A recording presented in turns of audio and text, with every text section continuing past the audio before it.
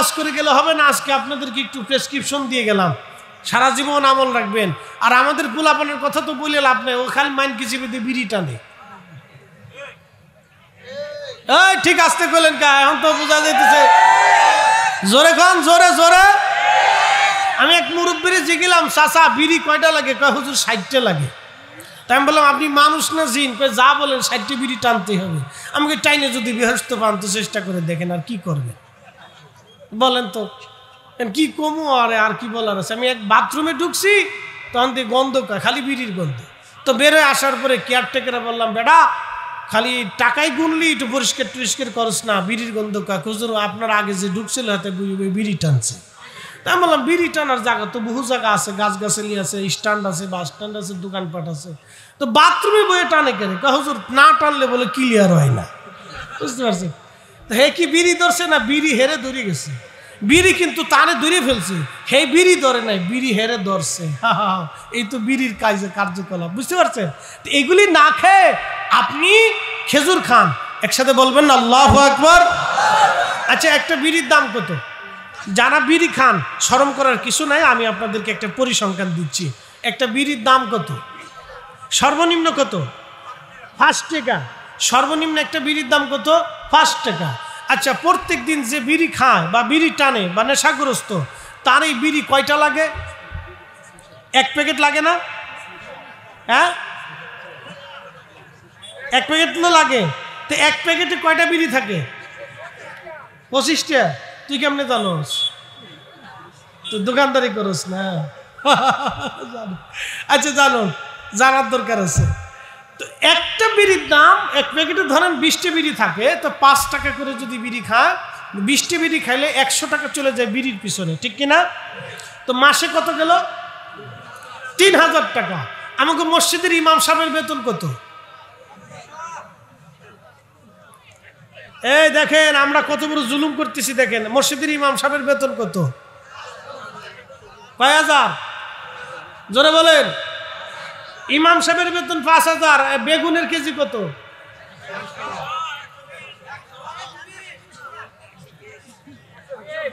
120 যদি বেগুন হয়, খালি কি বেগুন ভর্তা দিয়ে খাবে? আলুর দাম কত? 60 টাকা কেজি। তো 5000 টাকা একজন ইমামের সংসার, বাচ্চা কাচ্চা, সন্তান, স্ত্রী নিয়ে কিভাবে চলবে?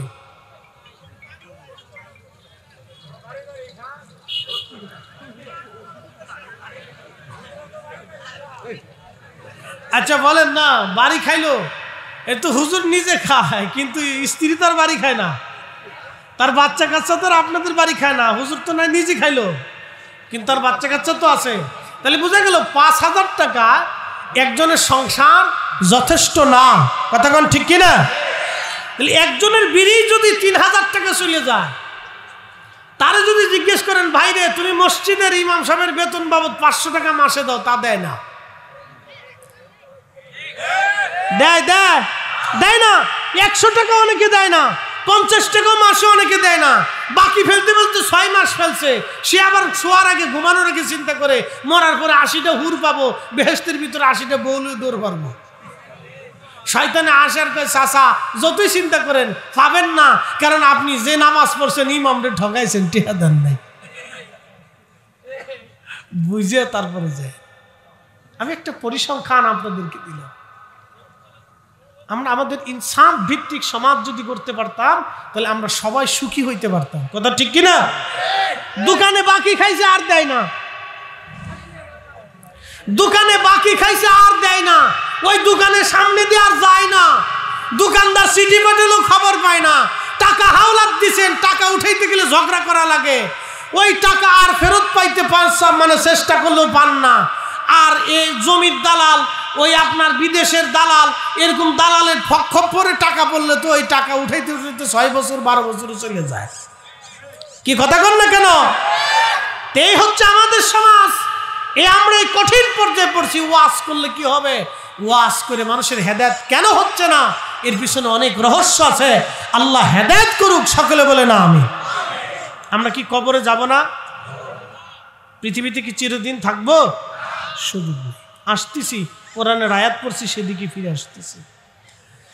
হযরতে ঈসা নবী ডাক দিয়ে বলতেছে, রাব্বি 400 বছর ধরে একেবারে নিষ্পাপহীন পাপহীন একজন ব্যক্তি পাথরের ভিতরে তুমি আল্লাহ তার ইবাদত করাইলাম। ইয়া রাব্বি 400 বছর ধরে সে ইবাদত করে আল্লাহ, এর চাইতে দামি ব্যক্তি কি আর দুনিয়াতে আসেনি বলো? আল্লাহ ডাক দে বলো, ঈসা রে, এর চাইতে মর্যাদাবান উম্মত আমি বানায় রাখছি। বলে আল্লাহ কারা? বলে এরা আমার আখিরি নবীর উম্মত। যে সুবহানাল্লাহ না বলবেন আমি বলবো সে কিপটা। একসাথে জোরে বলেন সুবহানাল্লাহ। শ্রেষ্ঠ নবী দিলাম রে তরিয়ে নিতে রোজা হাসরে, ঠিক কিনা?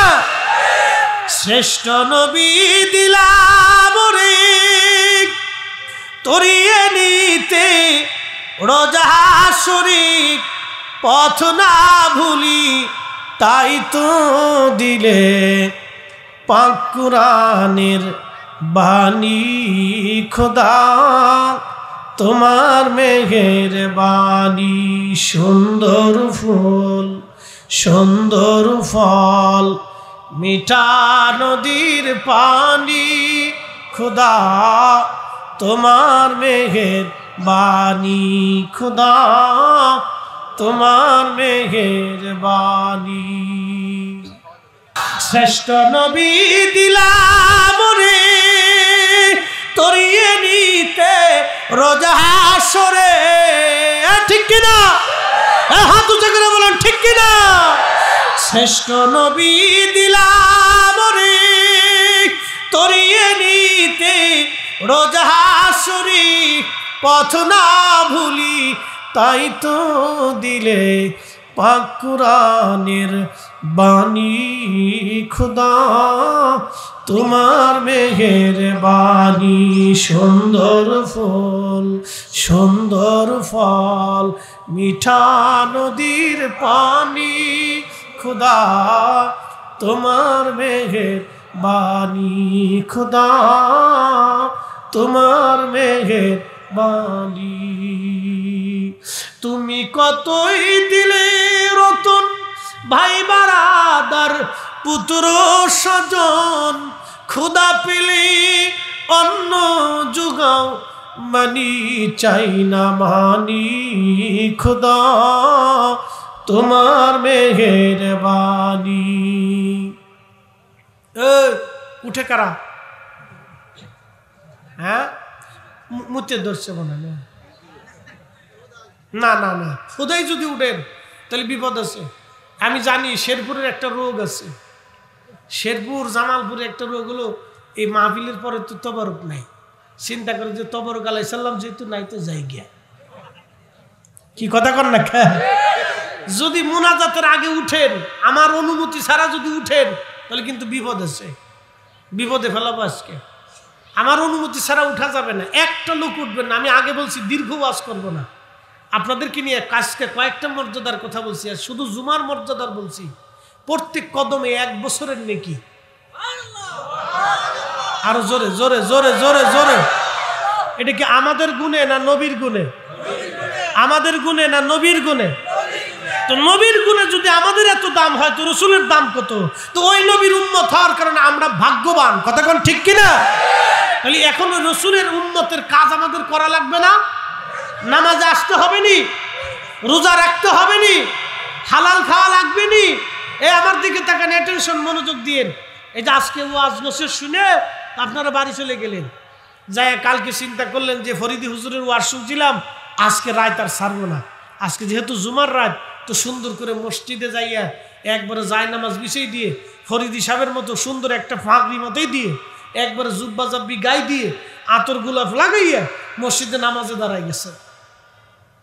নামাজে দাঁড়াইছেন কিন্তু ওযু নাই। নামাজ হবে? ওযু ছাড়া যেমন নামাজ সারা রাত্র পড়লেও হবে না, সুদের টাকা আর ঘুষের টাকা দিয়ে গরুর গোশত খাইয়া বিরিয়ানি পোলাও খাইয়া নামাজে দাঁড়াইয়া কাবাতেও নামাজ পড়লে মক্কা মদিনায় নামাজ পড়লে এরকম নামাজ হবে না। এই হাত উঁচু করে বলেন ঠিক কি না? এবার যাই দেখেন যারা টাকা চুরি করছে তারা না যায় যেখানকে চাচা নামাজ পড়ো যাও, চাচা নামাজ পড়ো।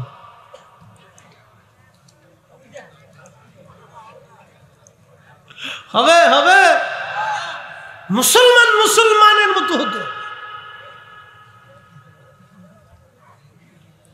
পৃথিবী বিখ্যাত একজন আল্লাহর ওলি বুআলি কালামদার, আল্লাহু আকবার কর।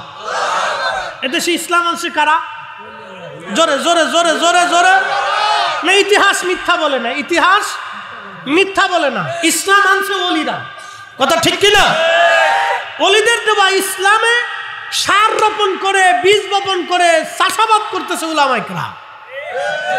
জোরে জোরে বলেন, জোরে বলেন। ইসলাম আনছে কারা? জোরে বলেন।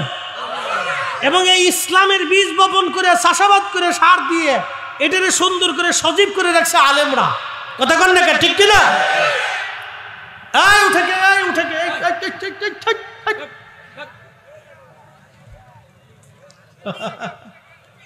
না না উঠা যাবে না। একজন উঠলে আরেকজনের মনে চিন্তা করে যে এতজন মুততে গেছে, তাহলে আমি একটু আরেকটা সাইডে আসি, বুঝতে পারছেন না? সুযোগ পাবে, সুযোগ দেওয়া যাবে না। একটু বসেন, শেষ আমার কথা। বুআলি কলমদর, বুআলি কলমদর, ওনার মাজার হচ্ছে ওই যে বর্তমানে পানিপথে।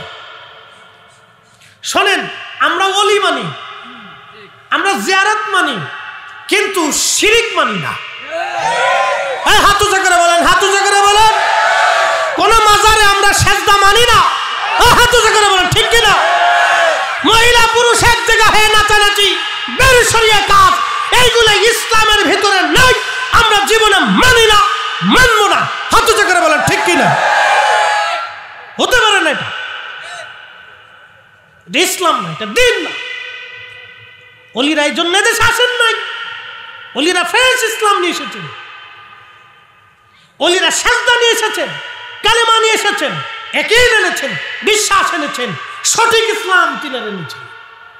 হযরত বুআলি কলমদার পানিপথে আসছে, তো পানিপথের হিন্দু রাজা তিনি চিন্তা করলেন এই মুসলমান দরবেশ এই দেশে রাখবো না, তারাই দিন।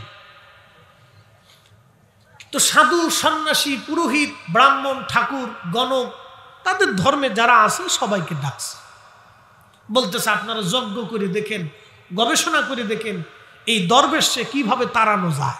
এই আমার দিকে তাকাবে, একটা প্রসিদ্ধ ইতিহাস আজকে আপনাদেরকে শুনে কষ্ট হবে, তাহলে বসেন।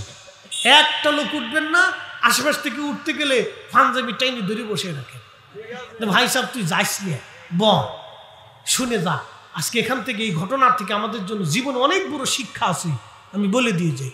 ও যারা বাদাম টিপতেছে, বাদাম খাচ্ছে, লটপটি খাচ্ছে, ও খাতি থাক, ও খাইয়ে যদি বেহেশত পায় তো চেষ্টা করে দেখো, কি কথা ঠিক কিনা? আর আমরা মাহফিলে বসে যদি আমরা জান্নাত পাই তো অবশ্যই আমরা জান্নাত পাবো, কারণ আল্লাহর ওয়াদা ইন্নাকা লা তুখলিফুল মিআদ, আল্লাহর ওয়াদার কোনো খেলাফ হবে না। আল্লাহ এখানে বসলে আমাদেরকে মাফের হুকুম দিয়েছেন, আল্লাহ ওয়াদা করেছেন তোমাদেরকে মাফ করিয়ে নিষ্পাপ করে তারপরে বাড়ি পাঠাবো। আমরা এখান থেকে আশা করি নিষ্পাপ হয়ে বাড়ি যাব ইনশাআল্লাহ, বলে না আমিন। একদিন মাটির ভিতরে হবে ঘর, যে মন আমার কেন বান্ধু দালান ঘর। বসে, একটা লোক উঠবেন না, আমি বলছি দোয়া করে তারপরে যাবে। শেষ আমার ওয়াজ, আর ওয়াজ করবো না, কথা বাড়াবো না। বলেন দুনিয়ার থেকে কিছু নিয়ে কবরে যাওয়ার সুযোগ আছে? দুইটা জিনিস নিতে হবে। কয়টা? হ্যাঁ জোরে বলেন কয়টা? এক নম্বরে ঈমান, দুই নম্বরে আমল। জোরে বলেন, এক নম্বরে ঈমান, দুই নম্বরে আমল। দুইটা জিনিস কবরে নিতে হবে। বলেন টাকা পয়সা, জমি জমা, বাড়ি গাড়ি, অর্থবিত্ত, মান সম্মান, ইজ্জত, এগুলি কবরে কোনো কাজে লাগবে? কোনো কাজে লাগবে না। তো দুনিয়ার থেকে কি নিয়ে যেতে হবে? আমল। আমল। আল্লাহ বলছেন মিন কবলি, মরণ আসার আগে তুমি আমি আল্লাহর পথে অর্থ ব্যয় করো। মরণ আসার আগে, কি আসার আগে? মরণ আসার আগে। কি আসার আগে? মরণ আসার আগে তুমি অর্থবিত্ত ব্যয় করো, মৃত্যু আসার আগে ব্যয়। আমার কথা শেষ। যদি মনে করেন হ্যাঁ হুজুর আগামীকাল পৃথিবীতে বাঁচবো কিনা গ্যারান্টি নেই, একটা লোক উঠবেন না, বসেন, দোয়া করে যাবেন। মা কবর থেকে প্রতীক্ষায় আছে, একটু দোয়ার আসে। আহা, কত রজনী মার পার হয়ে গেছে, নিজে খান নাই, মা আপনাকে খাওয়াইছেন। কত রাত মা ঘুমাই নাই, কিন্তু আপনি ঘুমাইছেন। আজকে মা কবরে চলে গেছে, একটা দিনের জন্য খোঁজ নিতে পারি নাই, মা কবরে কেমন আছেন। মা আপনি আমার কাঁথা ঠিক করে দিয়েছিলেন, কম্বল গায়ে দেওয়াই দিয়েছিলেন, আজকে আপনার কবরে কি মা কম্বল গায়ে দেওয়ানো হয়েছে? মা আপনি কি শাস্তির মধ্যে আছেন না আযাবের মধ্যে আছেন? বাবাজি, পৃথিবী থেকে আমরা সবাই চলে যাব, শূন্য হাতে চলে যাব। কত বড় রাজা বাদশারা কবরে চলে গেছে, কবরগুলি নিশ্চিহ্ন হয়ে গেছে। বাবা, যাদের হুঙ্কারে দুনিয়া কাঁপত তারা আজকে মাটির নিচে চলে গেছে। যাদের হুঙ্কারে পৃথিবীর মানুষ কাঁপত তারা মাটির সাথে মিসমার হয়ে গেছে, তাদের অস্তিত্বহীন হয়ে গেছে। আমরা আল্লাহর কাছে ফিরে চলে যাব, শূন্য হাতে গেলে হবে না। সেই দিন মেহশরের মাঠে আফসোস করতে হবে, গোশত কামড়ায় কামড়ায় টেনে টেনে ছিঁড়ে ফেলবে আর বলবে রব্বি লাউলা আখারতানি ইলা আজালিন করিব, আমাদেরকে আবার পৃথিবীতে পাঠান। আল্লাহ বলবে বান্দা আর সুযোগ নাই, একবারই সুযোগ দিছিলাম। তা আমাদের জীবনে একবারই সুযোগ, কেউ উঠবেন না, দোয়া করে যাবেন।